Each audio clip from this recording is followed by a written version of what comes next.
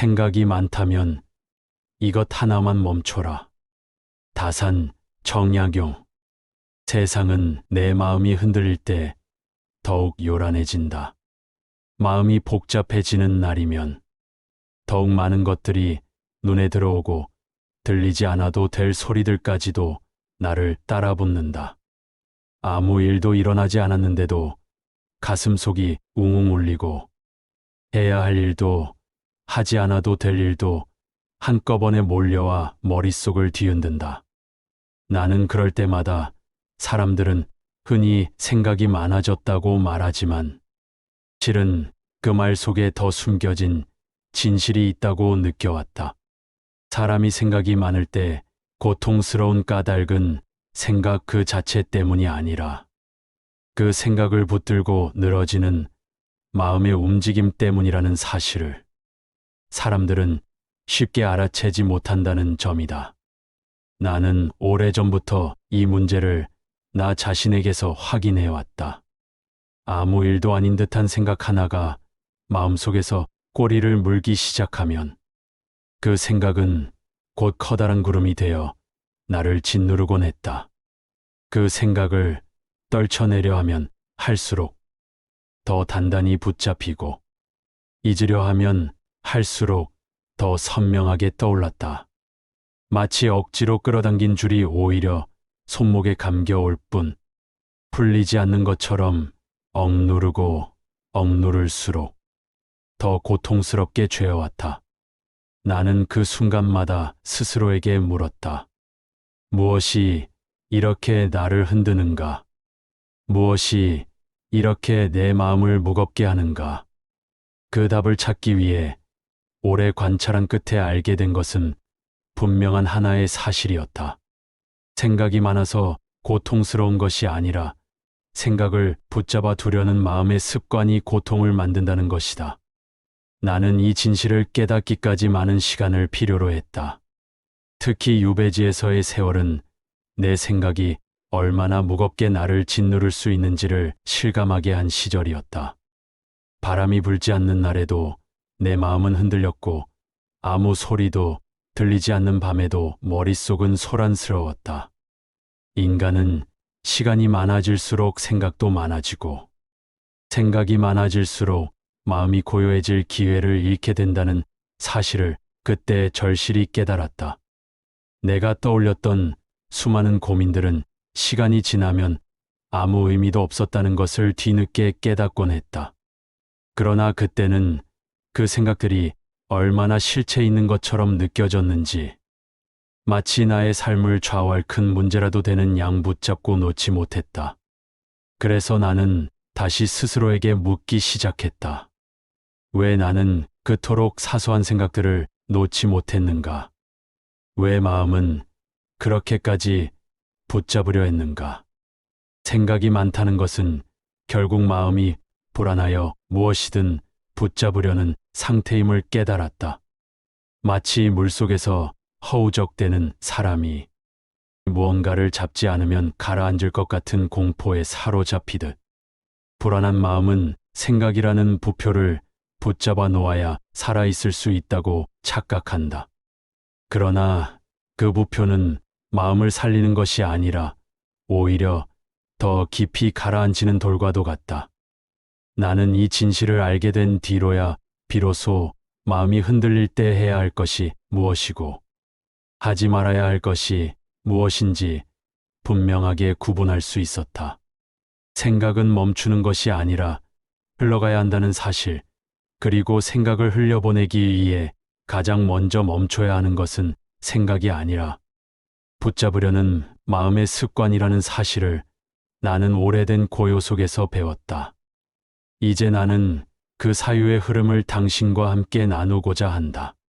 생각이 많아 머릿속이 복잡해지는 날, 사람이 가장 먼저 멈춰야 하는 것이 무엇인지, 그리고 그 단 하나를 멈추기만 해도 마음이 어떻게 달라지는지를 나는 분명히 알고 있다. 이 도입부는 그 이야기를 향해 나아가는 첫걸음일 뿐이며 나는 지금부터 그 고요의 자리를 당신과 함께 찾아가고자 한다.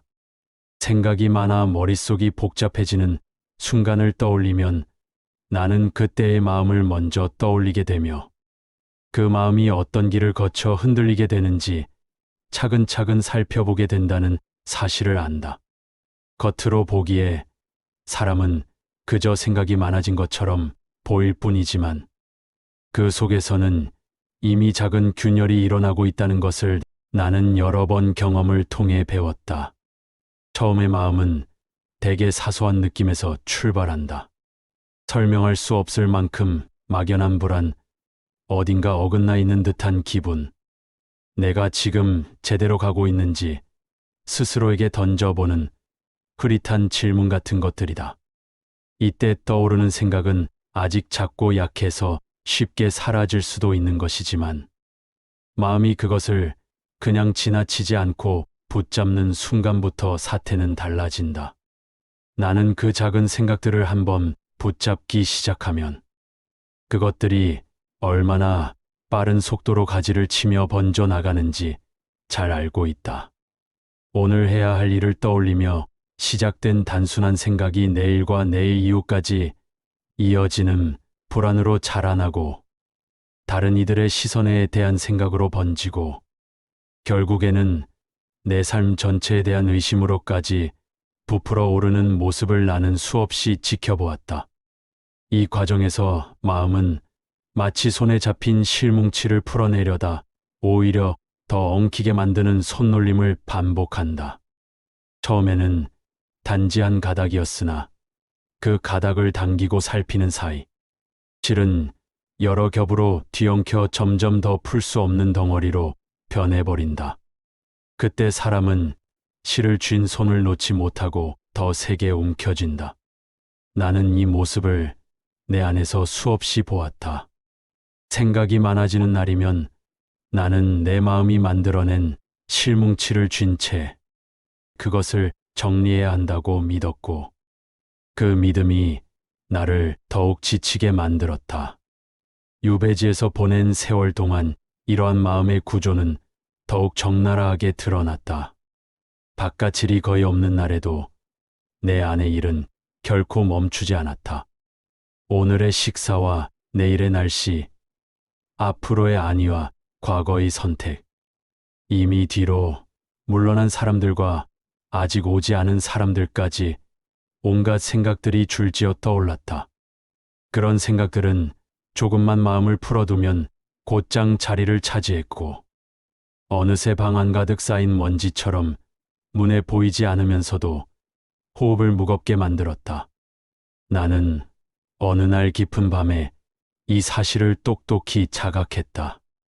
방 안은 조용하고 등잔불만이 희미한 빛을 들이우고 있었으나 내 머릿속은 이미 빈 방이 아니었다.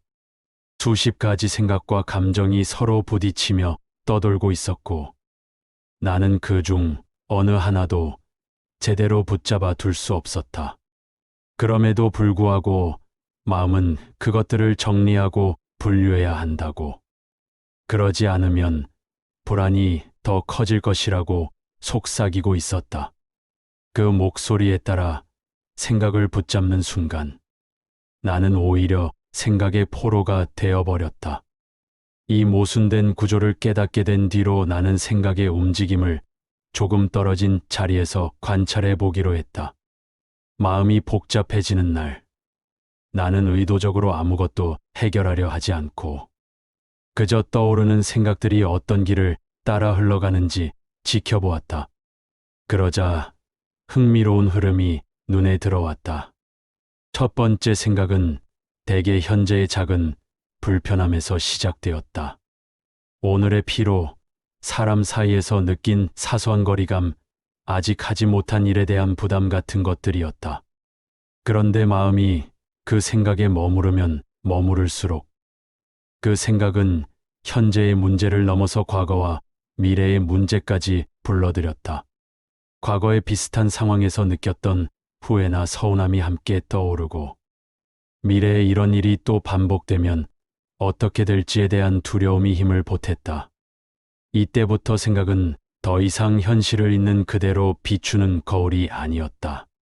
생각은 현실을 비틀고 부풀리는 렌즈가 되었고, 마음은 그 렌즈를 통해 세상을 바라보면서 점점 더 불안 속으로 빠져들었다.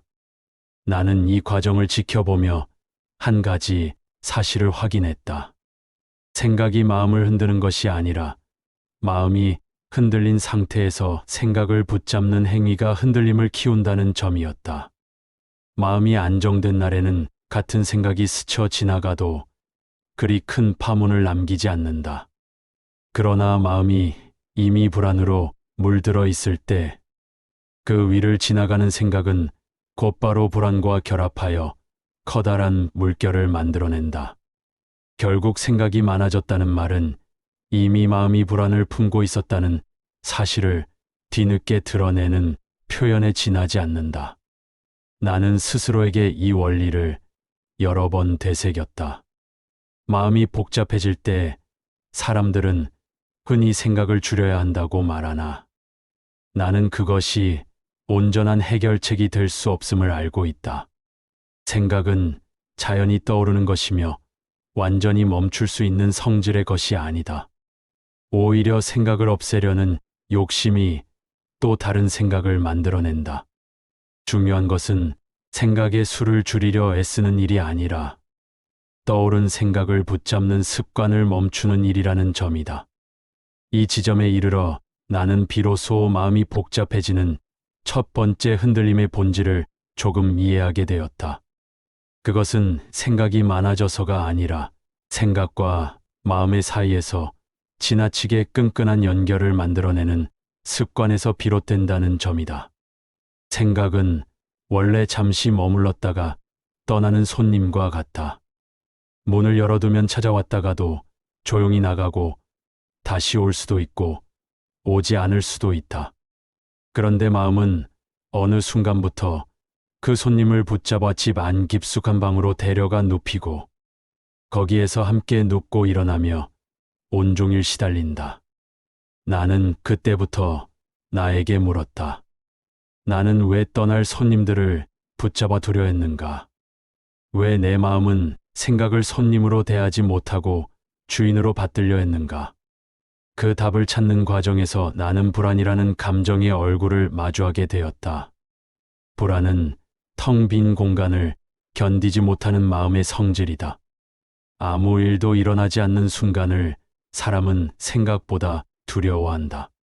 빈 시간, 빈 마음, 아무것도 하지 않아도 되는 상태를 온전히 받아들이지 못하면 사람은 그 빈틈을 채우기 위해 무엇인가를 찾아 헤맨다. 그중 가장 쉽게 손에 잡히는 것이 생각이다. 생각은 언제나 어디서든 끌어올릴 수 있다.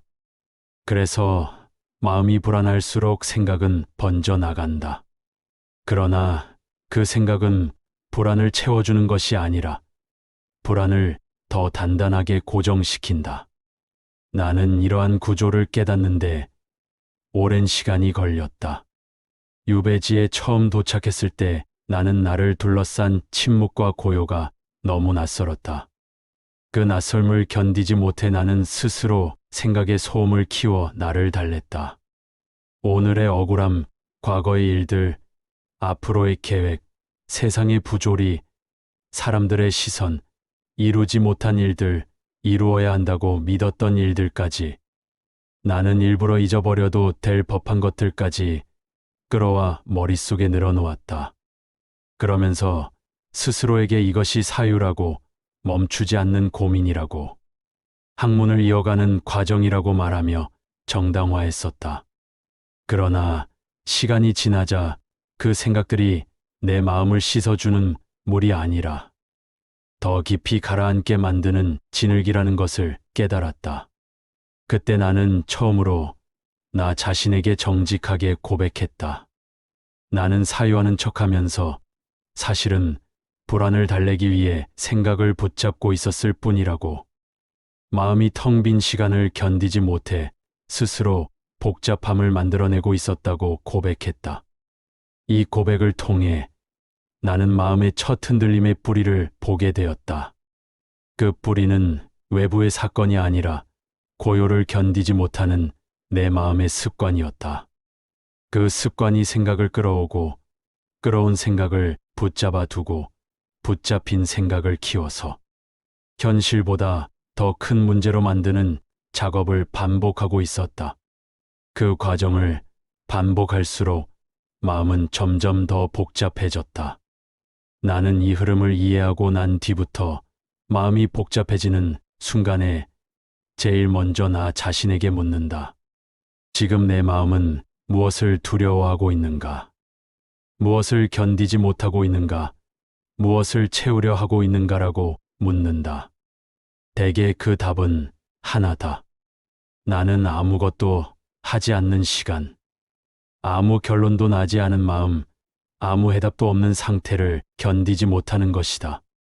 그래서 생각이라는 재료를 끌어와 마음의 빈자리를 임시로 채워둔다. 하지만 그 자리는 원래 생각이 아니라 고요가 앉아야 할 곳이다. 고요가 앉아야 할 자리에 생각을 억지로 앉히면 생각은 구부러지고 꼬여서 마음을 짓누르는 무게가 된다. 이 사실을 깨닫고 나서야 나는 알게 되었다. 머릿속이 복잡해지는 첫 번째 계단은 생각이 아니라 고요를 견디지 못해 생각을 붙잡는 마음의 습관이라는 것을 알게 되었다. 그리고 이 습관을 알아차리지 못하면 사람은 두 번째, 세 번째 계단으로 계속 내려가 결국 자신이 만든 복잡함 속에서 길을 잃게 된다는 것도 알게 되었다. 나는 이제 이 첫 계단을 정확히 보여주고자 한다. 그래야만 다음에 이르러 무엇을 멈춰야 하는지, 어떤 습관을 끊어야 하는지, 그리고 어떻게 마음이 다시 제자리로 돌아올 수 있는지 말할 수 있기 때문이다. 지금까지의 생각을 정리해보면 마음이 복잡해지는 첫 번째 흔들림의 본질은 하나다. 떠오르는 생각이 많아서가 아니라 떠오르는 생각을 붙잡고 늘어지는 습관 때문에 마음이 흔들린다는 점이다. 나는 이 사실을 인정하는데 많은 시간이 필요했지만 한 번 인정하고 나니 그 이후의 모든 사유가 이 지점을 중심으로 다시 정돈되기 시작했다. 이제 나는 다음 흐름에서 이 붙잡는 습관이 어떤 모양으로 사람의 삶 전체를 흔들어 놓는지, 그리고 그 습관의 끈을 어떻게 조용히 놓아야 하는지를 천천히 이야기해 보고자 한다. 나는 마음이 복잡해지는 첫 번째 흔들림이 생각을 붙잡는 습관에서 비롯된다는 사실을 분명히 깨닫고 난 뒤, 그 다음에 이어지는 흐름을 살펴보고자 오랫동안 마음을 관찰했다. 생각을 붙잡는 순간에 시작된 작은 흔들림은 시간이 조금만 지나면 반드시 더 큰 파문으로 이어졌고, 그 파문은 어느새 나의 하루 전체를 뒤흔들 만큼의 힘을 갖게 되었다. 나는 그 과정을 단 한 번도 피하지 못한 채 여러 번 겪었기 때문에 그 흔들림의 두 번째 단계가 얼마나 기만적이고 은밀한지를 누구보다 잘 알고 있다. 마음은 처음에는 단지 생각을 붙들었을 뿐이라 말하지만 사실 그때부터 마음은 생각에게 자리를 내어주기 시작한다. 생각을 붙잡는 순간 마음은 그 생각을 기준으로 세상을 다시 해석하기 시작한다. 예를 들어 오늘 느낀 작은 불편함을 붙잡아두면 마음은 그 불편함을 중심으로 과거의 비슷한 경험을 끌어오고 지금 벌어지는 일들을 그 불편함의 연장으로 바라보며 아직 오지 않은 미래까지도 그 불편함을 기준으로 예측한다. 그렇게 되면 작은 흔들림이 점차 삶 전체를 관통하는 진동이 된다. 이것이 두 번째 흔들림의 본질이다. 생각을 붙잡을 때는 단지 혼란이 커지는 것처럼 보이지만 사실 그때 마음은 세계를 바라보는 기준을 바꾸고 있는 것이다. 나는 이 지점을 정확히 파악한 뒤에야 비로소 마음의 구조를 깊이 이해하게 되었다. 마음은 붙잡는 것에서 멈추지 않는다. 붙잡은 생각을 중심으로 새로운 의미를 만들고 새로운 감정을 불러오고 그 감정은 다시 새로운 생각을 낳아 마음을 더욱 복잡하게 만든다. 이 과정이 반복될수록 마음은 더 깊이 흔들린다. 나는 이 흐름을 마치 계단을 내려가는 것에 비유하고 싶다. 첫 번째 계단은 생각을 붙잡는 순간이고, 두 번째 계단은 그 생각이 마음의 중심에 자리를 잡아 세계를 다시 비추기 시작하는 순간이다. 이 두 번째 계단에서 마음은 이미 붙잡은 생각을 사실처럼 느끼기 시작한다. 생각은 단지 생각에 지나지 않지만 마음은 그것을 현실처럼 받아들이며 자신을 그 틀 안에 가두기 시작한다. 이때의 마음은 실체 그림자를 실체라고 믿게 되고 그림자의 길이를 보고 미래를 예측하려 한다. 나는 이 착각의 순간이 가장 위험하다는 것을 알고 있다. 유배지에서 생각이 많아지는 날이면 그 생각들은 내 삶을 한순간에 무너뜨릴 수 있는 문제처럼 느껴졌다. 그러나 시간이 지나 돌아보면 그중 대부분은 아무 의미도 없었고 실제로 어떤 영향을 미치지도 않은 것들이었다. 그럼에도 당시에는 그 생각들이 내 앞길을 막고 있는 거대한 산처럼 보였다. 이것이 마음이 만들어내는 두 번째 흔들림이다. 마음은 붙잡은 생각을 확대하여 자신을 억누르는 실체로 바꾼다. 나는 이 두 번째 흔들림을 멈추지 않으면 마음은 곧바로 세 번째 흔들림으로 내려간다는 사실도 알고 있다. 그러나 그 이야기를 하기 전에 이 두 번째 흔들림이 어떻게 생겨나는지를 조금 더 깊이 들여다보고자 한다. 생각이 마음의 중심을 차지하면 마음은 그 생각을 기준으로 모든 것을 해석한다. 예를 들어 불안한 마음이 하나의 생각을 붙잡았을 때 마음은 모든 상황을 그 불안의 시선으로 본다. 그러면 아무 일도 일어나지 않은 상황에서조차 사람은 불안을 느낀다. 마음이 불안한 상태에서는 평범한 말도 상처처럼 들리고 사소한 실수도 큰 실패처럼 느껴지며 잠깐의 침묵조차 외면처럼 보인다. 나는 이러한 마음의 기만에 여러 번 속았다. 유배지의 고요를 견디지 못한 날이면 나는 작은 생각 하나를 붙잡아 그것을 중심으로 나를 둘러싼 모든 상황을 해석했다. 어느 날은 단지 바람의 방향이 다를 뿐이었는데 나는 그것을 나의 운명이 달라지는 신호처럼 느끼기도 했다. 어느 날은 별빛이 유난히 흐릿해 보였을 뿐인데 그것이 슬픈 예감의 징조처럼 보이기도 했다. 지금 와서 생각해보면 그것들은 그저 자연의 변화였을 뿐이다. 그러나 그때의 나는 이미 그 생각을 기준으로 모든 것을 바라보았기 때문에 단순한 변화도 곧바로 불안과 연결되었다. 마음이 만들어낸 착각임에도 실제처럼 느껴진 것이다. 나는 이 두 번째 흔들림의 작동을 한 가지 원리로 설명할 수 있다고 생각한다. 마음이 붙잡은 생각을 기반으로 새로운 의미를 만든다는 원리다. 사람은 단순한 사실보다 의미에 더 크게 흔들리는 존재다. 의미는 사실보다 더 넓고 더 강하고 더 오래 남는다. 생각이 불안을 품은 의미로 변하는 순간, 마음은 그 의미를 진실처럼 받아들이기 시작한다. 여기에서 마음의 곤란이 시작된다. 생각이 하나의 의미가 되면 마음은 그 의미를 유지하기 위해 새로운 생각을 끌어와 보태기 시작한다. 그 보탬은 생각의 분량을 늘리는 것이 아니라 불안을 깊게 뿌리내리게 만드는 결과를 낳는다. 나는 이러한 마음의 움직임이 얼마나 빠른 속도로 진행되는지 알고 있다. 사람의 의식은 자신이 무엇을 붙잡았는지 잊어버린 채 이미 붙잡힌 생각을 토대로 새로운 문제를 만들어낸다. 이때의 마음은 흔들리는 것이 아니라 흔들림을 정당화하는 쪽으로 기울어 있다. 나는 이 순간이 마음의 방향을 결정짓는 중요한 갈림길이라고 느꼈다. 붙잡은 생각이 의미로 변하는 시점에 그것을 알아차릴 수 있다면 마음은 다시 고요로 돌아올 기회를 잡는다. 그러나 이 기회를 놓치면 마음은 그 의미가 만든 좁은 길로 들어서 다시 빠져나오기 어렵게 된다. 나는 이러한 속성을 알고 나서 마음이 붙잡고 있는 의미를 의심하기 시작했다. 그 의미가 정말 존재하는지 아니면 마음이 만들어낸 허상인지, 그리고 그 허상이 내 감정을 흔들고 있는 것은 아닌지 관찰했다.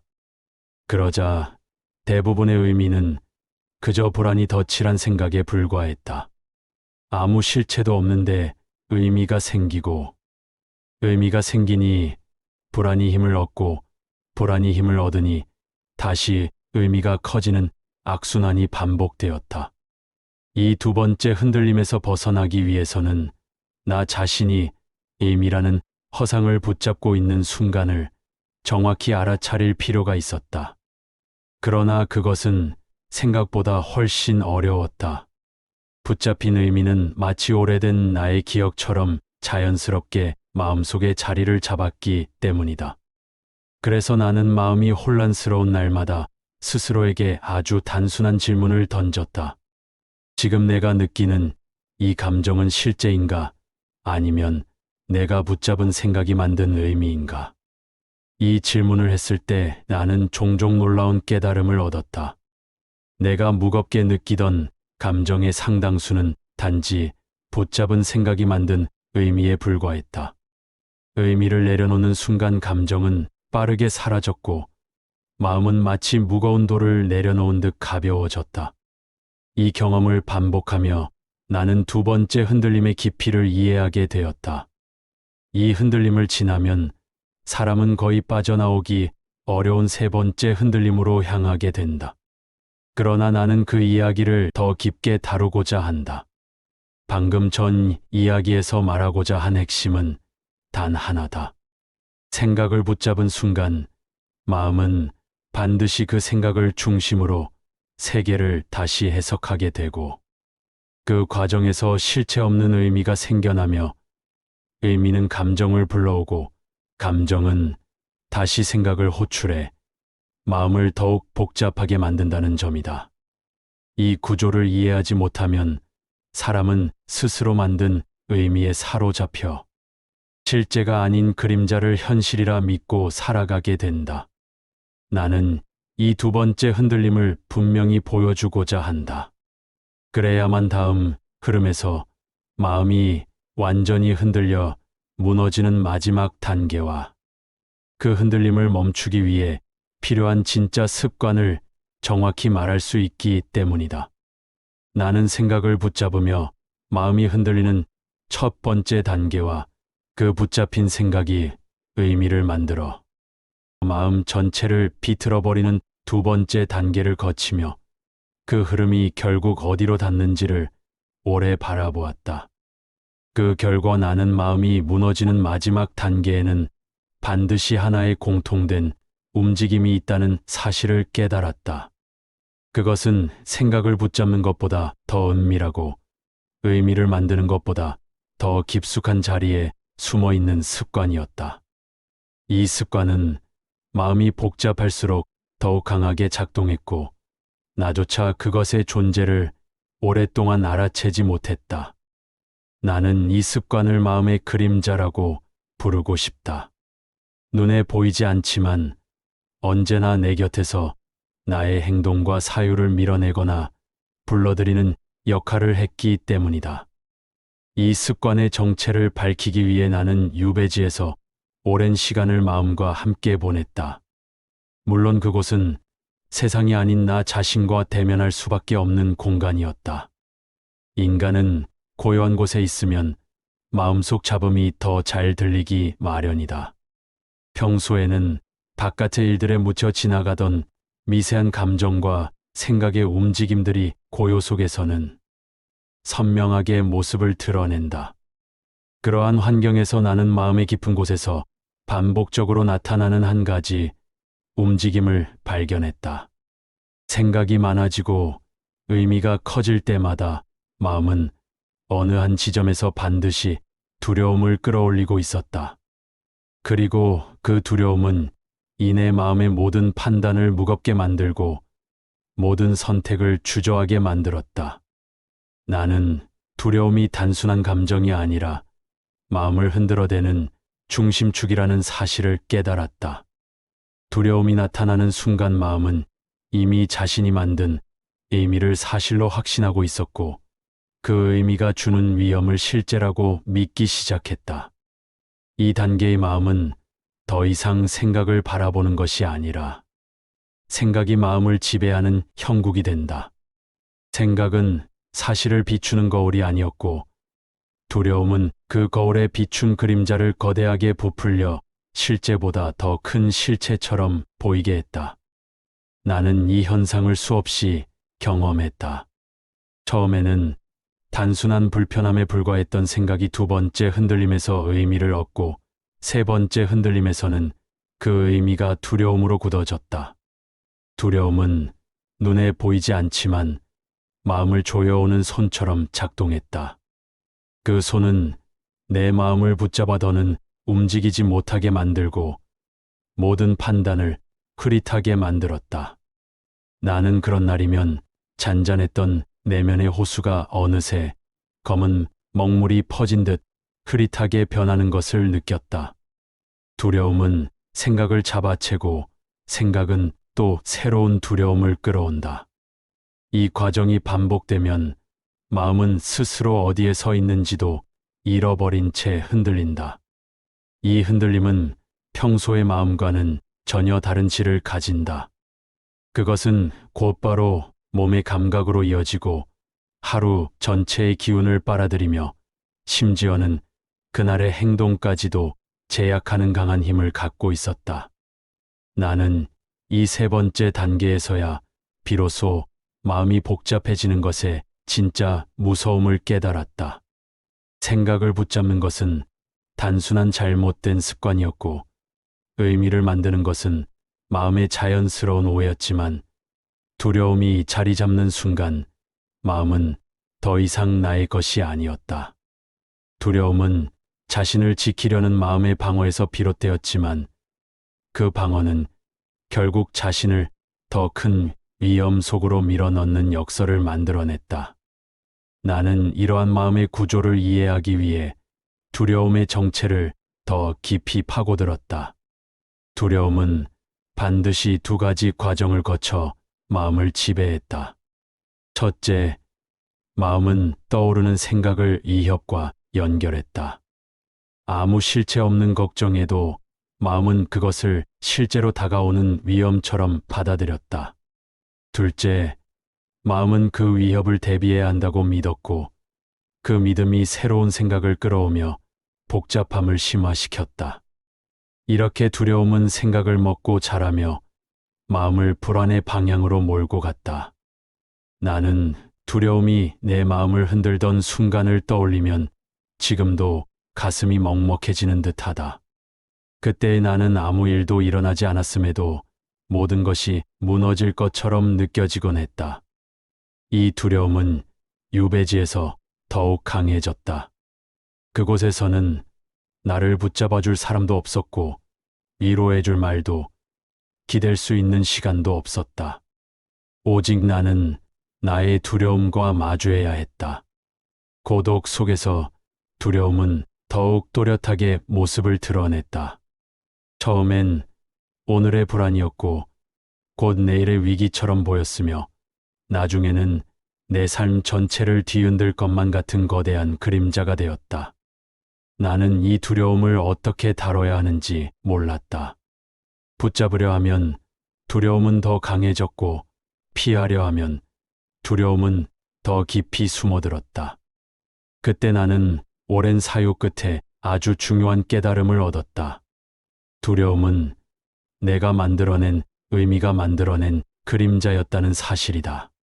마음이 의미를 붙들고 있지 않다면 두려움은 자라날 수 없다는 원리를 깨달은 것이다. 두려움은 스스로 생기는 것이 아니라 내가 붙잡은 생각과 그 생각이 만든 의미가 서로 엉켜 끌어올린 결과였다. 그러므로 두려움을 없애려 애쓸 것이 아니라 두려움이 붙잡고 있는 의미를 내려놓는 것이 필요했다. 그러나 두려움이라는 그림자는 단순히 의미를 놓는다고 사라지는 것이 아니었다. 두려움은 이미 삶의 여러 장면과 연결되어 있었고 그 연결이 마음의 깊은 곳까지 닿아 있어서 금세 흔적을 지울 수 없었다. 나는 두려움과 마주하는 시간을 통해 마음속에 오래도록 남아있는 또 하나의 움직임을 발견했다. 그것은 바로 가장 나쁜 결과를 먼저 떠올리는 습관이었다. 마음이 불안할 때 사람은 자신을 지키기 위해 가장 위험한 상황을 먼저 떠올리는 경향이 있다. 하지만 이 습관은 마음을 보호하는 것이 아니라 오히려 마음을 고통의 길로 인도했다. 나는 그 습관을 붙잡고 있는 동안 두려움이 자라나는 것을 너무도 분명하게 보았다. 두려움은 그 습관을 통해 먹이를 얻고 그 먹이를 기반으로 더 큰 불안을 만들어냈다. 그래서 나는 이 습관이야말로 마음이 흔들리는 마지막 단계에서 가장 위험한 요소임을 깨달았다. 가장 나쁜 결과를 먼저 떠올리는 습관은 마음을 사로잡고 모든 판단을 그 예상에 가두고 모든 감정을 그 틀 안에서 만들어낸다. 이때 사람은 이미 현실이 아니라 자기 마음이 만들어낸 미래에 살고 있게 된다. 그 미래는 현실보다 훨씬 비관적이고 훨씬 무겁고 훨씬 두려움을 동반한 그림이다. 나는 이러한 움직임을 이해하고 나서야 사람의 마음이 어떻게 스스로를 흔들어 무너뜨리는지 완전히 파악할 수 있었다. 마음이 흔들릴 때 가장 먼저 붙잡는 것은 생각이었고 그 다음에 붙드는 것은 의미였으며 마지막에 붙잡는 것은 가장 나쁜 결과를 먼저 떠올리는 습관이었다. 이 습관은 마음을 지키기 위한 방어였지만 결국 그 방어가 마음을 가장 깊은 혼란 속으로 밀어넣었다. 나는 이 세 번째 흔들림이 마음의 붕괴로 이어지는 지점임을 여러 번 경험했다. 그래서 이 단계에서 가장 중요한 것은 두려움을 없애려는 노력이 아니라 두려움을 자라나게 만드는 습관을 알아차리는 일임을 깨달았다. 이 습관을 멈추지 않으면 마음은 절대 제자리로 돌아올 수 없다. 이제 나는 다음 흐름에서 이 습관의 정체를 더 명확히 밝히고 그것이 어떻게 마음을 무겁게 만드는지 그리고 그 습관을 멈추는 일이 왜 마음을 가볍게 하는 첫걸음이 되는지 서술하려 한다. 나는 마음을 뒤흔드는 세 번째 흔들림이 두려움과 결합하여 만들어지는 복잡한 심연을 바라보며 그 아래에 어떤 힘이 더 자리하고 있는지를 오랫동안 탐구했다. 마음이 불안해질 때 가장 나쁜 결과를 먼저 떠올리는 습관은 스스로를 보호하려는 마음의 본능에서 비롯되지만 그 본능은 실은 마음을 지키는 것이 아니라 무너뜨리는 방향으로 작동했다.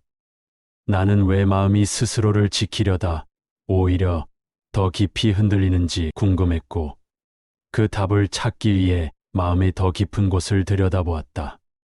그러자 그 깊은 곳에서 나는 또 하나의 강력한 움직임을 발견했다. 그것은 집착이었다. 이 집착은 우리가 흔히 입에 올리는 욕망이나 미련과는 다르다. 생각을 붙잡는 것도 아니고 의미를 만들려는 노력도 아니며 두려움 자체도 아니었다. 내가 말하는 집착은 마음이 특정한 감정과 생각의 흐름을 스스로 유지하려는 힘을 말한다. 마음은 자신을 위협하는 것이 있다면 피하려는 본능을 지니고 있지만 놀랍게도 마음은 동시에 스스로를 괴롭히는 방향으로도 움직이곤 했다. 나는 이 모순을 이해하기까지 많은 시간이 필요했다. 마음이 복잡해지는 날이면 나는 괴로움을 느끼면서도 그 괴로움을 내려놓지 못했다.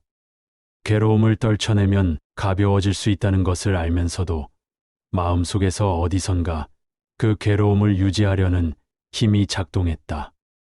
마치 자신을 아프게 하는 가시에 손끝을 대고 있으면서도 차마 손을 거두지 못하는 것과 같았다. 나는 이러한 움직임이 어디에서 비롯되는지 오래 바라보았다. 그 움직임의 뿌리를 더듬어 올라가자 나는 마음이 특정한 감정 상태에 머물려고 할 때 그곳에서 분명히 의미가 개입한다는 것을 알게 되었다.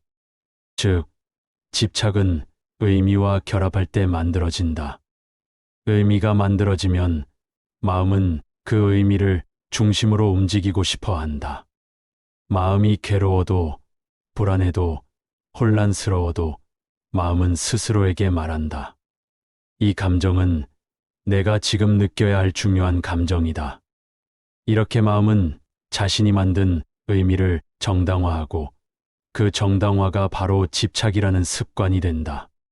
집착은 마음이 흔들리는 마지막 단계에서 가장 깊은 무게를 형성한다.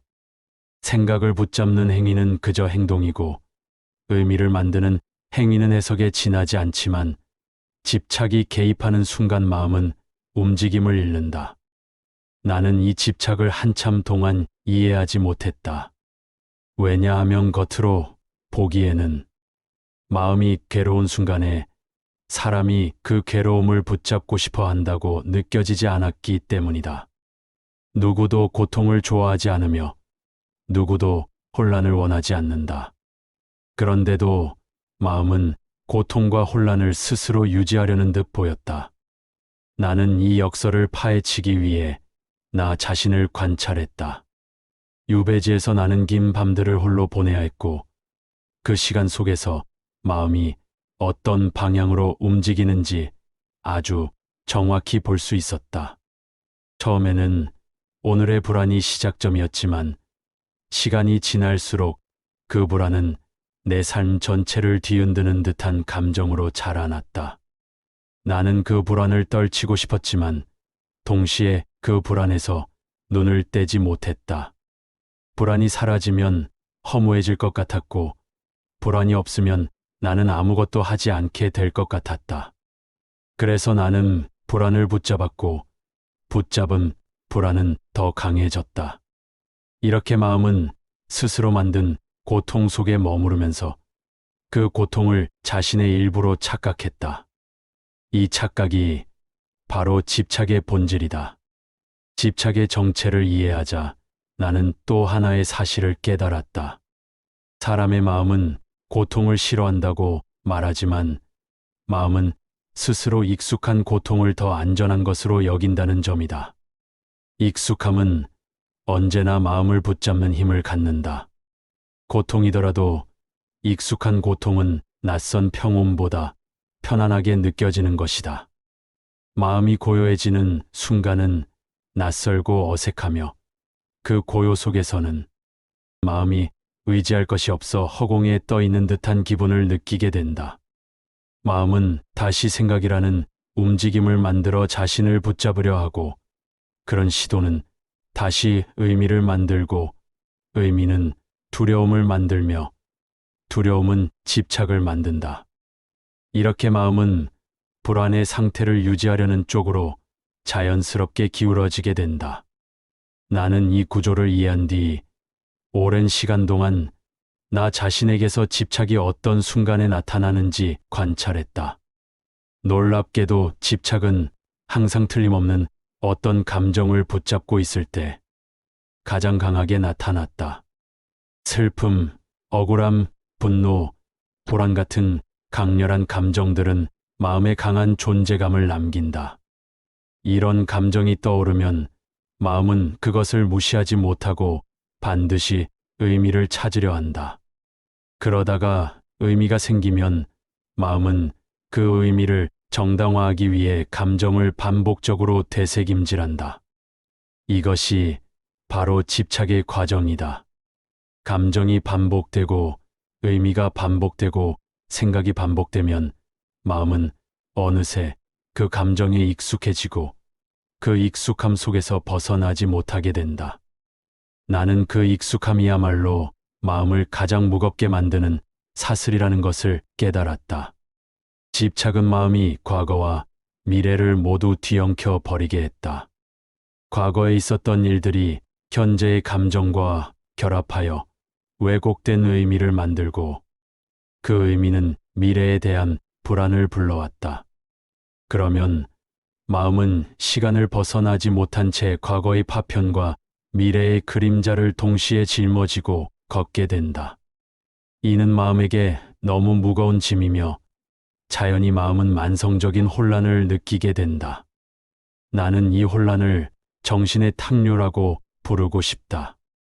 맑아야 할 정신의 강물이 혼탁해져 흐름이 보이지 않게 되는 상태였다. 이 탕류에 휩싸이면 사람은 자신이 무엇을 느끼고 있는지도 모르게 된다. 단지 무겁고 답답하며 모든 것이 불길하게 느껴질 뿐이다. 이렇게 마음의 탕류가 짙어지는 순간 사람은 자신이 생각을 많이 하고 있다고 착각한다. 그러나 실은 생각을 하고 있는 것이 아니라 같은 생각과 같은 감정을 계속 되풀이하며 머릿속에서 뱅뱅 돌고 있는 것이다. 이 반복은 새로운 지혜를 낳지 않으며 오히려 삶을 불투명하게 만들 뿐이다. 나는 이 과정을 수없이 겪으면서 집착이라는 습관이 마음을 얼마나 지치게 하는지 실감했다. 집착은 언제나 내가 반드시 해결해야 한다는 마음에서 시작되곤 했다. 하지만 이 마음은 문제를 해결하는 것이 아니라 문제를 마음속에 고정시키는 역할을 했다. 해결해야 한다는 믿음이 강해질수록 마음은 그 문제를 놓지 못했고 그 문제는 마음의 중심을 차지했다. 나는 이렇게 생각이 무겁게 자라나는 과정을 지켜보며 집착이 단순한 마음의 습관이 아니라 마음 전체를 끌어내리는 힘이라는 사실을 깨달았다. 그러므로 마음을 가볍게 하기 위해서는 집착이라는 마지막 고리를 반드시 알아차리고 끊어내야 한다. 집착을 끊지 못하면 마음은 언제나 같은 자리에서 맴돌며 그 맴돔은 결국 삶 전체를 반복된 고민 속에 묶어두게 된다. 나는 이제 이 집착을 끊기 위해 무엇을 멈춰야 하는지, 그리고 왜 그 하나만 멈추면 마음의 무게가 사라지기 시작하는지 밝히고자 한다. 나는 오랜 시간 마음을 바라보며 생각을 붙잡는 습관, 의미를 과장하는 습관, 두려움을 키우는 습관, 그리고 집착으로 이어지는 마지막 고리를 살펴보았다. 이 흐름 속에서 마음은 끝없이 무거워지고 사람은 그 무게 속에서 스스로 빠져나오지 못한 채 반복된 고통을 일상처럼 받아들인다. 그러나 나는 오래된 사유 끝에 한 가지 사실을 분명히 깨달았다. 마음을 무겁게 만드는 네 가지 흐름은 모두 서로 연결되어 있으나 그 모든 움직임을 지탱하는 중심에는 단 하나의 뿌리가 있다는 점이다. 이 뿌리를 알아차리지 못하면 사람은 생각을 멈추려 하고 감정을 억누르려 하고 습관을 고치려 해도 마음의 혼란에서 벗어나지 못한다. 반대로 이 뿌리를 정확히 보게 되면 마음은 서서히 가벼워지고 얽혀있던 모든 매듭이 자연스레 풀려나기 시작한다. 나는 그 뿌리를 찾기 위해 많은 계절을 보내며 나 자신을 관찰했다. 유배지에서의 생활은 외부 자극이 거의 없었기 때문에 마음의 가장 미세한 움직임조차 숨기지 않고 드러냈다. 생각이 많아지는 날이면 나의 마음은 처음에는 갈대밭처럼 흔들렸고 시간이 지나면 파도가 이는 바다처럼 요동쳤으며 결국에는 안개에 휩싸인 산처럼 아무것도 보이지 않는 상태에 이르렀다. 나는 이 흐름을 천천히 다시 따라가며 다음과 같은 결론에 닿았다. 마음의 혼란을 시작하게 만든 최초의 원인, 그리고 그 이후에 모든 흔들림을 이어붙이는 힘은 바로 멈추지 못하는 마음, 즉 중단할 줄 모르는 마음의 관성이었다. 마음은 한번 움직이기 시작하면 멈추기를 어려워한다. 처음에는 단순한 생각 하나였지만 그 생각을 바라보는 마음의 시선이 멈추지 않고 이동하며 생각을 키우고 의미를 만들고 두려움을 끌어오고 결국 집착으로 이어졌다. 이 모든 흐름은 결국 멈추지 못하는 마음이 만들어낸 길이었다. 나는 처음 이 깨달음을 얻었을 때 적지 않은 충격을 받았다. 생각을 없애야 한다고 믿었던 것도, 의미를 끊어야 한다고 믿었던 것도, 두려움을 이겨내야 한다고 믿었던 것도 모두 그 자체를 문제로 삼고 있었으나, 실은 그것들은 마음이 멈추지 못하고 계속 움직이기 때문에 뒤따라 생겨나는 부산물이었다. 즉, 문제의 본질은 생각의 양이 아니라 마음의 움직임 자체에 있었다. 이 움직임은 우리가 흔히 생각이 꼬리를 문다라고 부르는 형태로 나타난다. 그러나 나는 이 표현이 표면적인 설명에 불과하다고 느꼈다. 실제로는 생각이 꼬리를 무는 것이 아니라 마음이 꼬리를 물고 달리는 것이었다. 마음이 멈출 줄 알았다면 생각의 꼬리는 한두 번 흔들리고 사라졌을 것이다. 그러나 마음이라는 몸체가 달리고 있으니 그 꼬리는 끝없이 흔들릴 수밖에 없었다. 나는 이 원리를 깨닫고 나서야 마음을 가볍게 만들기 위한 첫걸음이 얼마나 단순한지 알게 되었다. 그것은 생각을 줄이는 일도 아니고 감정을 억누르는 일도 아니었다. 마음을 가볍게 만들기 위해 필요한 것은 바로 마음이 달리는 것을 멈추어 보는 일이었다. 그러나 마음을 멈추는 일이 단순하다고 해서 쉬운 것은 아니었다. 마음은 멈추는 순간 허공에 떠 있는 듯한 불안을 느꼈고 그 허공을 견디지 못해 다시 생각을 붙잡으려 했다. 이 움직임은 본능처럼 반사적으로 일어났다. 나는 유배지에서 이 움직임을 여러 번 관찰했다. 고요 속에서 마음이 텅 비는 순간이 찾아오면 나는 내가 둥둥 떠 있는 듯한 기분을 느꼈다. 그 텅 빈 공간은 자유로움일 수도 있었지만 익숙하지 않은 마음에게는 위태로움으로 느껴졌다. 그러면 마음은 다시 무엇인가를 붙잡아야 한다고 믿고 그 믿음이 생각을 끌어오며 다시 의도로 향하게 했다. 이때의 마음은 멈추려는 순간을 견디지 못해 스스로 움직임을 만들어내는 것이다. 나는 이러한 흐름이 바로 마음이 혼란을 반복하는 핵심 구조임을 깨달았다. 마음이 멈추면 가벼워지고 움직이면 무거워지는 것이 마음의 성질이었다. 움직임은 곧 집착을 만들고 집착은 곧 긴장을 만들어 마음을 단단히 조이게 한다. 반면 마음이 잠시 멈추면 그 멈춤 속에서 감정도 생각도 의미도 제자리를 찾아 흐르게 된다. 나는 그때 처음으로 깨달았다. 사람은 평생을 살아가면서 마음을 멈추는 경험을 거의 하지 못한다는 사실을. 몸은 누워 쉬지만 마음은 쉬지 않았고 입을 다물어도 마음은 말을 멈추지 않았으며 세상의 소리가 사라져도 마음속 소리는 계속 소용돌이쳤다. 마음이 멈추지 않는다는 것은 마음이 스스로에게 휴식의 순간을 허락하지 않는 것과 같았다. 그러니 마음이 무거워지는 것은 당연한 일이었다. 마음이 계속 움직이면 생각이 계속 생기고 생각이 생기면 의미가 붙고 의미가 붙으면 감정이 빨려 들어오고 감정이 오면 두려움이 자라나고 두려움은 결국 집착을 만들었다. 이 모든 흐름의 시작점에는 멈추지 못하는 마음이 있었다. 나는 이 깨달음을 통해 마음을 다시 바라보았다. 마음을 다스리는 기술이나 지혜는 복잡한 것처럼 보이지만 실제로는 단 한 가지 지점을 다루는 일과 크게 다르지 않았다. 그 지점이 바로 멈춤이었다.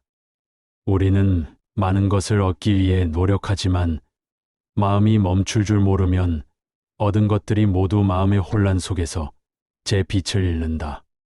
반대로 마음이 잠시 멈추기만 해도 가진 것들이 모두 제자리를 찾으며 빛을 되찾는다. 멈춤이란 무언가를 하지 않는 것이 아니라 마음의 방향을 바꾸는 일이다. 이전까지 마음은 언제나 앞으로 향해 있었다. 문제를 해결하려 하고, 의미를 찾으려 하고, 두려움을 피하려 하고, 집착을 유지하려 하는 방향이었다. 그러나 멈춤은 마음의 방향을 바꾸는 일이다. 앞으로 향하던 마음을 잠시 멈춰 그 움직임을 끊는 것이다. 이 작은 변화만으로도 마음은 가벼워지기 시작한다. 나는 이 사실을 알게 된 뒤 한동안 멈춤의 시간을 연습했다. 유배지에서 긴 새벽을 바라보며 마음을 멈추는 시간이야말로 나의 사유가 가장 맑아지는 시간이었다. 그 시간 동안 나는 아무것도 하지 않았고 아무 생각도 붙잡지 않았으며 지나가는 감정을 붙들어 두지도 않았다. 처음에는 이 정지의 순간이 낯설고 불안했지만 시간이 지나자 그 순간이 마음을 가볍게 하는 유일한 길이라는 사실을 깨달았다. 멈춤을 경험한 뒤 나는 마음이 어떻게 달라지는지를 똑똑히 보았다. 생각이 떠올라도 붙잡지 않았고 의미가 스스로 날아가 버렸으며 두려움은 힘을 잃고 흔적 없이 사라졌다. 집착은 멈춤 앞에서 더 이상 설 자리를 잃었다. 이 모든 변화가 단 한 가지, 바로 멈추는 순간을 통해 이루어졌다. 나는 지금 그 사실을 분명히 말하고자 한다. 마음을 가볍게 만드는 길은 복잡한 수행이나 어려운 철학이 아니다. 많은 것을 배우거나 생각을 정리하거나 감정을 끌어안는 기술이 아니다. 그것은 지금 이 순간 마음을 멈출 줄 아는 단순한 행위에 있다. 마음이 멈추는 순간 생각은 자연히 흘러가고 의미는 스스로 사라지고 두려움은 자리를 잃고 집착은 더 이상 설 곳이 없다. 멈춤은 마음을 비우는 힘이며 마음을 제자리로 돌려놓는 가장 강력한 도구다. 나는 이제 이 멈춤의 의미가 일상에서 어떻게 작동하는지, 그리고 마음의 무게를 가볍게 하기 위해 우리가 무엇을 실제로 멈춰야 하는지를 더 분명히 밝히고자 한다. 나는 마음이 무겁게 흘러가는 과정을 여러 해 동안 관찰하며 결국 멈추지 못하는 마음이라는 근원에 도달했지만 여기서 끝이 아니라는 사실도 알고 있었다. 근원을 안다는 것은 씨앗을 본 것이지 그 씨앗이 어떻게 자라고 어떤 열매를 맺는지 아는 것과는 다르다. 마음이 실제로 가벼워지려면 그 씨앗이 어떻게 나를 흔들고 어떤 순간에 힘을 발휘하며 어떻게 나의 행동과 감정을 뒤틀어 놓는지를 더 깊이 살펴야 했다. 나는 이 작업을 유배지의 긴 고독 속에서 수행했다. 고독은 마음을 적나라하게 드러내는 거울이었고 나는 그 거울을 통해 마음의 습관이 작동하는 모습을 날마다 보게 되었다. 마음은 조용히 있다가도 작은 생각 하나에 반응했고 그 반응은 너무 빠르고 자연스러워서 생각을 따라간다는 사실조차 알아차리지 못할 때가 많았다. 생각을 따라가는 순간 마음은 이미 방향을 잃고 있었고 나는 그 흐름 속에서 수없이 흔들렸다. 이 자동적 움직임이 어떤 성질을 가지고 있는지를 깨닫는 것이 나에게는 무엇보다 중요했다. 나는 이러한 움직임이 단순한 습관이 아니라 강한 관성을 가진 마음의 속성이라는 사실을 발견했다. 마음은 흘러가는 것을 좋아하지 않는다. 마음은 언제나 무언가를 붙잡고 싶어 한다. 그것은 안정감 때문이기도 하고 공허를 견디지 못하기 때문이기도 하다. 공허는 마음에게 낯선 공간이었고 낯설다는 것은 곧 위험처럼 느껴졌다. 그래서 마음은 생각이라는 작은 조각을 붙잡아 자신을 고정시키려 했고 그 고정이 반복될수록 마음의 관성은 더 강해졌다. 나는 이 관성이 생각보다 훨씬 강력한 힘을 가지고 있음을 느꼈다. 관성은 움직이려는 힘이 아니라 멈추지 않으려는 힘이었다. 이 힘은 내가 멈추고자 할 때 더욱 거세졌고 마음은 멈출 수 없는 존재인 것처럼 자신을 속이며 계속 움직였다. 나는 이 사실을 깨달았을 때 멈춤이 왜 어려운지를 이해하게 되었다. 멈추는 것이 어려운 것이 아니라 마음이 이미 너무 오래, 너무 빠르게 움직여왔기 때문에 그 움직임을 끊는 것이 어려웠던 것이다. 이 흐름을 깊이 이해하려면 마음이 움직이는 순간의 내면을 더 정밀하게 들여다볼 필요가 있었다. 나는 유배지에서 새벽마다 마음의 상태를 기록하듯 바라보았다. 생각이 떠오르는 순간 마음은 즉시 반응했다. 바로 그 즉시 마음은 생각의 의미를 붙잡으려 하고 그 의미를 토대로 또 다른 생각을 만들어냈다. 생각은 나무의 씨앗처럼 작은 것이었으나 마음은 그 씨앗의 의미라는 토양을 더하고 감정이라는 물을 주고 두려움이라는 그림자를 드리워 결국 큰 나무처럼 만들어버렸다. 그 나무의 그림자 아래에 서 있는 동안 나는 늘 혼란을 느꼈다. 그러나 그 나무를 없애려 하면 할수록 나무는 더 단단해졌고 결국 나는 생각을 없애려고 애쓰는 행위 자체가 나무를 더 키우는 비료와 같다는 사실을 알게 되었다. 마음이 따라가는 순간 그 모든 것이 자라나기 시작한다. 그러므로 정말 멈춰야 하는 것은 생각의 발생이 아니라 마음의 추종이었다. 이 깨달음을 더 선명하게 한 사건이 있었다. 어느 날 나는 새벽녘에 갑작스러운 불안을 느꼈다. 아무 이유도 없는 불안이었지만 마음은 그 불안을 설명하려고 애썼고 곧 여러 이유를 만들어냈다. 혹시 앞으로 닥칠 어려움의 신호는 아닐까라는 생각이 떠오르자 즉시 마음은 그 생각을 따라가며 불안을 확대했다. 잠시 후 그 불안은 점점 더 많은 상상 속 장면을 만들어냈고 나는 마음이 만들어낸 허구의 미래에 사로잡힌 채 수시간을 보냈다. 그런데 문득 나는 그 생각의 흐름을 바라보는 자리로 한 걸음 물러섰다. 그러자 그 불안의 실체는 어떤 사건이나 기억이 아니라 단지 마음이 생각을 따라가며 만든 움직임이라는 사실이 드러났다. 불안은 실체가 아니었고 내가 붙잡고 따라간 생각의 여파였을 뿐이었다. 이 순간 나는 강한 깨달음을 얻었다. 따라가지 않으면 불안은 자라나지 않는다. 이것이 마음의 움직임을 근본적으로 바꾸는 열쇠였다. 이후 나는 마음이 따라가는 순간을 포착하려는 연습을 했다. 마음은 생각이 떠오르는 순간에 즉시 반응했지만 그 반응은 잠시의 공백 속에서 멈출 수 있었다. 그 공백은 아주 짧았고 순간적으로 지나갔지만 그 안에는 큰 힘이 있었다. 생각이 떠오르기 직전의 자리 혹은 떠올랐으나 아직 마음이 따라가지 않은 그 짧은 틈새에서 나는 마음이 멈출 수 있다는 가능성을 보았다. 이 가능성을 실제로 경험한 순간 나는 그동안 나를 짓눌렀던 수많은 마음의 무게가 실은 멈추지 않았기 때문에 생긴 것이라는 사실을 명확히 이해했다. 마음이 따라가는 습관을 멈춘다는 것은 생각을 없애는 것이 아니라 생각을 그대로 두고 흐르게 만드는 일이었다. 생각은 생각대로 떠오르고 감정은 감정대로 지나가게 둔다. 마음은 그 흐름을 바라보기만 하고 그 뒤를 쫓지 않는다. 이 태도가 몸에 익기까지 오랜 시간이 걸렸지만 그것이 익숙해지자 마음은 완전히 다른 세계를 보여주기 시작했다.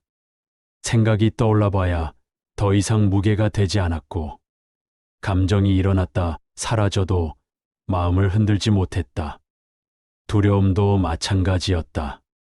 두려움은 여전히 떠올랐지만 마음이 그것을 따라가지 않자 두려움은 근거를 잃고 금세 힘을 잃었다. 마치 뿌린 물을 받지 못한 꽃이 시들듯 두려움도 마음의 추종이라는 물을 받지 못하자 힘을 잃었다. 나는 이 현상을 보며 마음의 본질적인 성질 하나를 알게 되었다.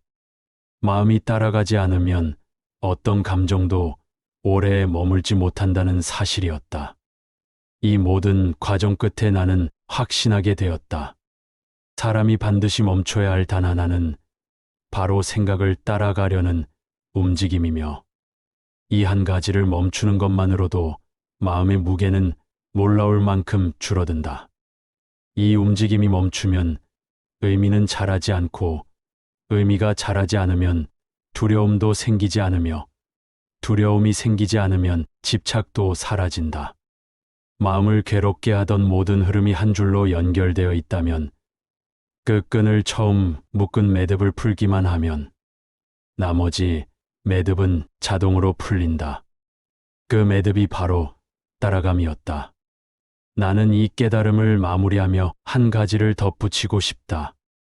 멈춤은 사람이 평생 동안 배워야 할 가장 중요한 마음의 기술이며 동시에 가장 단순한 기술이다. 생각은 멈추지 않는다. 그러나 마음은 멈출 수 있다. 마음이 멈추는 순간 세상의 소음은 줄어들고 내면의 고요는 모습을 드러낸다. 그 고요 속에서 사람은 자신을 다시 만나고 자신을 짓눌렀던 무게에서 벗어난다.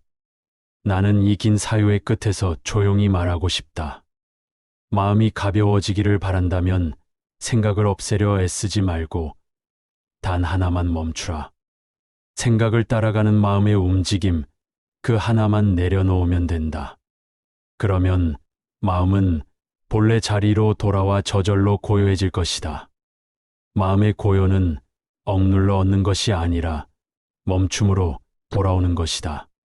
나는 긴 사유의 여정을 마무리하며 결국 마음이란 얼마나 연약하면서도 동시에 얼마나 굳세게 자기 모습을 지키려 하는가를 다시금 돌아보게 된다.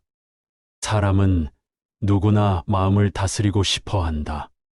고요해지고 싶어 하고, 흔들리지 않고 싶어 하고, 고통으로부터 조금이라도 멀어지고 싶어 한다.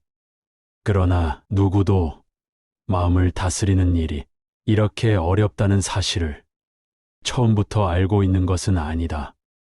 나 또한 그러했다.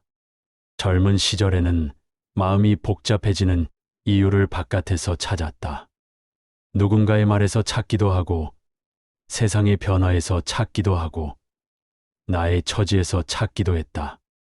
그러나 삶을 오래 살고 유배지에서 많은 날을 홀로 보내며 나는 그 모든 원인을 조용히 덜어내게 되었고, 마침내 단 하나의 진실 앞에 서게 되었다. 마음을 괴롭게 만든 것은 바깥이 아니라 언제나 나 자신의 움직임이었다는 사실이다. 나는 이 깨달음을 얻기까지 스스로를 부정해야 할 때도 있었고, 오랜 고집에서 물러나야 할 때도 있었다. 사람이 자신의 마음을 끝까지 관찰한다는 것은 결코 쉬운 일이 아니다. 마음은 늘 자신이 바라보고 싶지 않은 방향을 감추고, 보기 싫은 모습을 외면하게 만들고, 인정하고 싶지 않은 진실을 덮는다. 나는 그런 마음을 오래 바라보며 스스로에게 말하곤 했다. 내가 멈추지 않는 한 그 어떤 평안도 오지 않는다. 마음은 멈추어야 고요해졌다.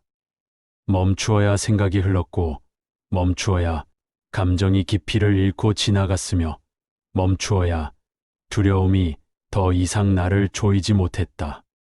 사람들은 흔히 말하곤 한다. 생각이 많아 괴롭다고. 그러나 이제 나는 그 문장 속에 숨어 있는 진실을 본다. 사람을 괴롭게 하는 것은 생각이 많은 것이 아니라 그 생각을 계속 따라가며 스스로 의미를 더하고 해석을 더하고 미래까지 그려 넣는 마음의 습관이다.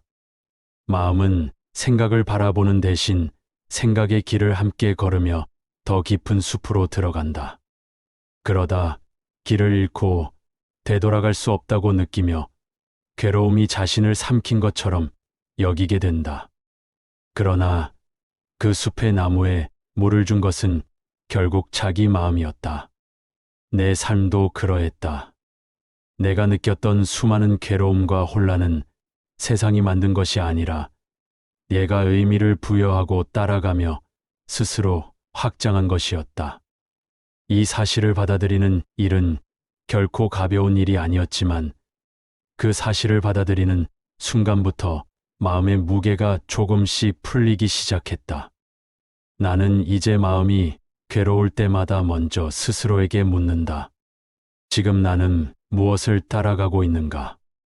이 질문 하나가 마음의 방향을 바꾸어 주었다. 생각을 쫓고 있는지, 감정을 붙잡고 있는지, 의미를 계속 만들어내고 있는지, 그 어느 것도 아닌 듯하지만 사실은 두려움을 키우고 있는지. 이 질문은 마음을 억누르는 것이 아니라 마음을 그 자리로 되돌리는 역할을 했다. 나는 그 되돌아옴 속에서 마음이 얼마나 가벼워질 수 있는지 보았다. 집착이 줄어들고 두려움이 희미해지고 의미가 사라지고 생각이 다시 자연스러운 구름처럼 떠다니는 모습을 보았다. 그때 나는 비로소 알았다. 마음의 고요는 싸워 얻는 것이 아니라 멈추어 찾아오는 것이라는 사실을. 사람의 평생을 돌아보면 후회하는 일 대부분은 멈추지 못한 데서 비롯되었다. 멈추지 못하고 한 말, 멈추지 못하고 한 선택, 멈추지 못하고 만들어낸 오해, 멈추지 못해 키워버린 감정. 그러나 멈추지 못했다는 것은 그 당시의 나에게 다른 길이 없었기 때문이기도 했다. 마음의 습관은 오랜 세월 몸에 밴 움직임이었고 그 움직임을 끊기 위해서는 먼저 그 움직임을 보는 눈이 필요했다. 나는 이제 그 눈을 얻었다. 그리고 그 눈으로 바라본 마음은 결코 나를 적으로 대하지 않았고 다만 어떻게 쉬는지 모르는 존재였을 뿐이다. 나는 이 사유의 끝에서 마음에 대해 마지막으로 남기고 싶은 말이 있다.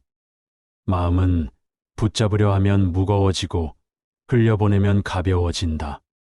마음은 달리려 하면 흔들리고 멈추려 하면 고요해진다. 마음은 해석하려 하면 복잡해지고 바라보기만 하면 단순해진다. 이 단순함 속에서 비로소 사람이 평온을 얻는다. 평온은 멀리 있는 것이 아니라 지금 이 자리에서 따라가던 마음의 움직임을 잠시 멈추는 데서 바로 시작된다. 나는 이제 확신한다. 마음이 가벼워지려면 멈춰야 할 것은 오직 하나뿐이다. 그 하나만 멈추면 아무것도 노력하지 않아도 고요가 찾아오고 고요가 찾아오면 삶은 전혀 다른 빛깔을 띠게 된다. 나는 이 긴 여정의 마지막에서 조용히 말하고 싶다. 마음이 흔들릴 때 스스로를 탓하지 말고 그 흔들림을 멈추려 너무 애쓰지도 말기를 바란다. 다만 그 흔들림을 따라가려는 움직임만 놓아주면 된다. 그러면 마음은 스스로 고요해질 것이고 그 고요 속에서 당신은 자신이 잃었다고 여겼던 평온과 다시 만나게 될 것이다. 마음은 본래부터 고요한 존재였고 우리는 단지 그 고요를 잊고 살아왔을 뿐이다. 그 고요를 기억하는 순간 우리는 비로소 다시 살아갈 힘을 얻는다. 그리고 그 힘은 조용하고 단단하여 어떤 흔들림도 오래 머물지 못하게 만든다. 나는 이 깨달음을 당신에게 전하며 이 긴 사유의 여정을 마무리하고자 한다. 당신의 마음에도 언젠가 그 고요의 순간이 찾아오기를 진심으로 바란다. 이것으로 이번 이야기를 마무리하겠소. 긴 이야기를 지금까지 묵묵히 함께 해준 그대에게 고마움을 전하오. 나 정약용의 이야기가 그대에게 미약하게나마 삶을 다시 비추어 보는 성찰의 불씨가 되길 바라오. 나 다산 정약용은 그대를 위해 계속해서 이야기할 것이니 다음 자리에서 다시 마주할 날을 고요히 기다리겠소.